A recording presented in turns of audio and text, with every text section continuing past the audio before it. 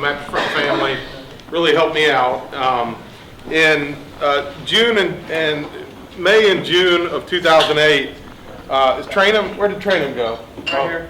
We were going around the southeast. We were teaching something. I can't remember. What were we teaching, everybody?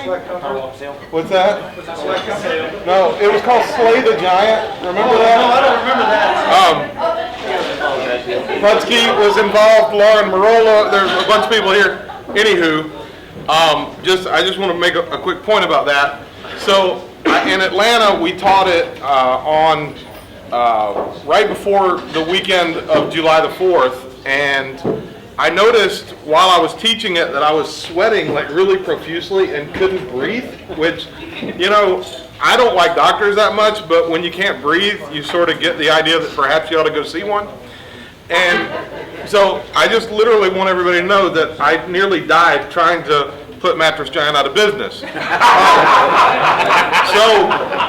So long story short, it turns out that this breathing problem was actually congestive heart failure that I was having, and I wound up 2 days later in the hospital, with my heart functioning at about 18%. So it wasn't good, and I was in this wing of the hospital where, like, my doctors were like, "We might have to do a heart transplant." I'm like, "Well, hold on a second. No. I don't think we got to do that, But they wouldn't let my son, who was 5 years old, even come up to that floor because it was so sensitive. Their heart transplants, and those of you who have kids know that they carry germs and what have you. And so that was a real struggle for me personally to not be able to see my son, and he's wondering what's going on. And I remember one day my dad drives in, he drives all the way from Louisiana 6 hours just to hang out with me for 2 hours, and then turns around and drives right back, which is just like what the love of a father. But most everybody else that came in to see me in the 8 days that I was in there were Mattress Firm people. Forbes came and he brought a plant. Well, not only can you not have 5-year-old kids, you can't have plants. So Forbes gets up there and he's pissed because he bought this plant and they won't let him bring it up there. He's like, "It's down in the lobby when you get out, So Jason, now let me apologize in advance for this. So my father comes to see me on one of these trips, well, before I get to that, let me go back. Stagner comes in one day, and this was a day where I was really just, wasn't feeling very good, and the robe, you guys know what medical robes look like. Even on a thin man, they're not exactly. No, I know, but my point is the robes are like paper thin, and they don't even cover, like a third of your body. But for some reason, it was excruciatingly hot and bothersome for me, so I felt the need to take the robe off, and I'm sitting there in my bed, just a mental picture for you, in my underwear.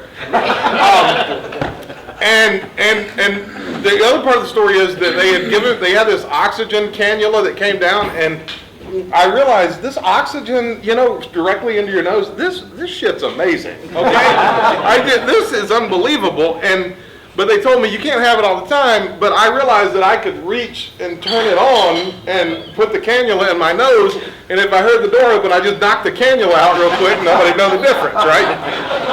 So now you got the picture. I got this oxygen cannula in my nose, and my robe is off to the side, and I'm sitting there in the bed in my underwear with no sheets on. Stagner walks in. And I wasn't worried about the fact that I'm sitting there in my underwear. I was trying to get the cannula out of my nose because I thought it was the nurse. So I'm like, struggling around, and Stagner walks in. He's like, "Hey, do I need to come back?" I'm like, no, it's fine. And so this is how great our CEO is. He proceeds to sit there and talk to me for like 45 minutes. Which couldn't have been pleasant for him, as you might can imagine. So now back to Star. So Star comes to visit me while my father's there, and Star's like, "Hey man, how's it going?" Jason is always very personable and friendly. He's like, "Hey, I know you're getting bored in here. This was probably like my 5th or 6th day." He's like, "I brought you some reading material. He got this stack of magazines." I'm like, "Oh, dude, man, you don't have to do that." The Economist and Newsweek. Yeah, The Economist, Newsweek, U.S. News. I'm like, that is so cool, man. And my dad, who loves Jason to this day, It's like, hey, well, here, let me take a look at those. My dad hadn't read a magazine in freaking 30 years, okay? I don't know why the hell he wants to read these magazines. He pulls them off the table and a Playboy drops straight out.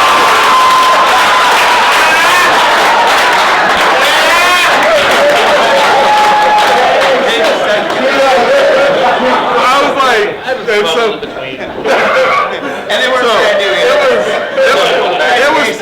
it was tremendous. My heart started mending immediately almost. So anyway, so that was just, I mean, everybody that came to see me, like the majority of the people that came to see me were Mattress Firm people that took time out of their day to come see me, and it was the coolest experience. So, I get back and I sort of get back on my feet, and I'm really excited about my first day back at work. I'm still a little weak and everything, and I walk in and I'm walking down the main hall there, and Corey comes around the corner, and Corey's so excited to see me. And I'm thinking, Corey is such a kind-hearted person, he's going to have something great to say to me. And he looks at me and he says, so are you going to get a pig heart?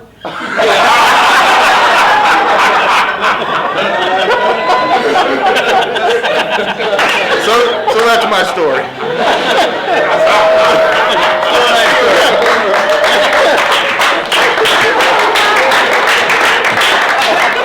We've been talking about the possibility of getting a heart, and potentially get a big heart. So I want